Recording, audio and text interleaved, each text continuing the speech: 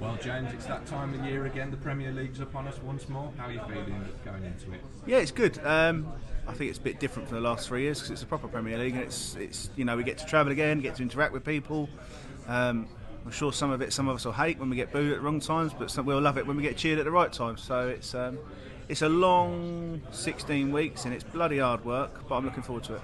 And almost the start of a new era, if you like, with the new format, the new board. Possibly, yeah. I wouldn't say a new era. I just say the game's being modified, and it's you need changes in the game to move it forwards and move the model forwards.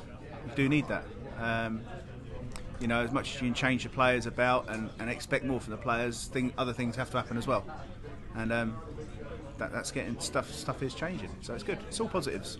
Well, absolutely. And as for yourself, it's a 12th appearance in the Premier League. I think it's only Barney and Phil Taylor with more. So okay. You must be quite proud of your longevity at the top level. Yeah, that's good. It's good. I was unfortunate at probably 2 or 3 other times where I probably should have been in anyway. But like I say, you have to be grateful now when you get chosen. You have to appreciate your time and make the most of your time when you are chosen for something now. So it's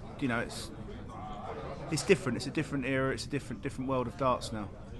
And one of the home favourites tomorrow night, Gerwyn Price, potentially another in Johnny Clayton. So looking forward to potentially spoiling the party if you can. You never know. Might happen. Might not. Good stuff. But either way, great to be back out there with the crowds again. A bit more yeah, of course it is. Of course it is. Everyone wants to see that. The players want to see that. People at home want to see. I mean, it makes great TV as well when it's a proper tournament with the crowd and the interaction. Like I say, with the ums and the ahs and the alls and that, it's part of it. And if I think we've been really, really fortunate, as I said earlier on. Been really fortunate with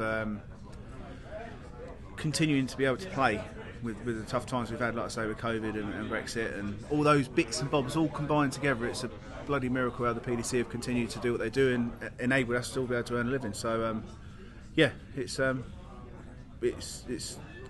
getting back to where it should be, and I think it'll come across, as I say, far better.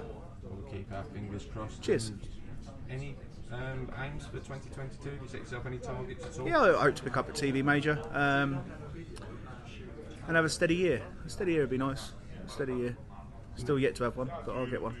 Well, there are so many great players on the tour nowadays, so you're doing well to pick up a title there. Yeah, I wouldn't say there's. I don't think the game now is full of great players, and that sounds like every player is bloody brilliant. I mean, years ago it was Phil Taylor was the great player, and everyone else was a participant. But I think there's so many players now that there's not one person that's so much further in front of everyone. It doesn't exist anymore. So if anything, it is harder harder in some ways because the game's so far in depth. But there's not someone that can average 20, 25 more than every other player. So it's more realistic now, and you can see it's more realistic. How many titles won by different people? So it's there. It's probably easier now to win a major than it was 10, 15 years ago, in some ways.